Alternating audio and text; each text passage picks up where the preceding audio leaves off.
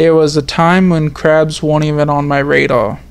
It was a time I was more interested in crayfish, specifically of the Chirats genus. This genus is commonly known as a yabby, and in large part is endemic to Australia. It was only when I was looking into the legality of purchasing and owning crayfish that I found out they are illegal in the state of Arizona.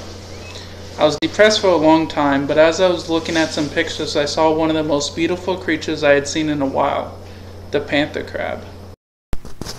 And yes, that's the pic I saw. In so seeing this picture of the panther crab, I started to become interested in crabs and decided on freshwater crabs, since they're easier to breed, having direct development with no larval stage.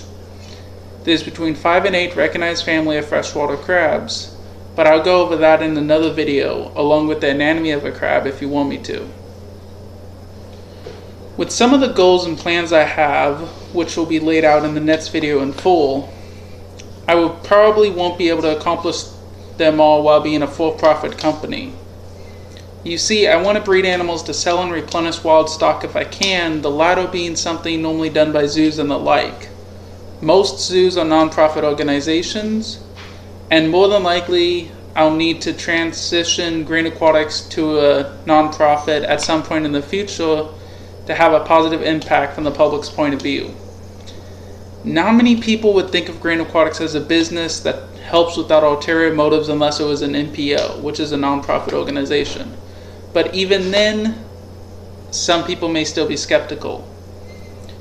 As such, I'm going to treat it as an NPO until the time that I can afford the paperwork fees and such to transition Green Aquatics to reflect the non-profit organization status. As far as invasive species, considering crayfish are illegal where I'm at due to them being an invasive species, I would like to provide an alternative method for people to get rid of their animals besides just releasing them and wreaking havoc on native populations in their area. I'm not entirely sure how I'm going to do this, as I've seen flyers done and the like, though I would like to be more aggressive and on the front lines in this area, considering, as I said, crayfish are illegal due to being an invasive group. But I do still have a lot to consider and think about with this if I'm to be successful.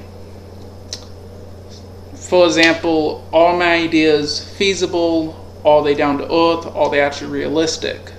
I have dreams and goals that are way up here.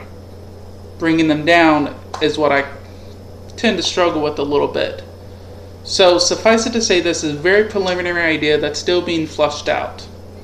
And a lot still needs done before I'm ready to settle on any one idea within the realm of possibilities.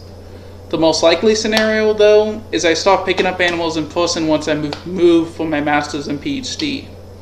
From there, I'm not sure, and I'm not at liberty to daydream at this point in time.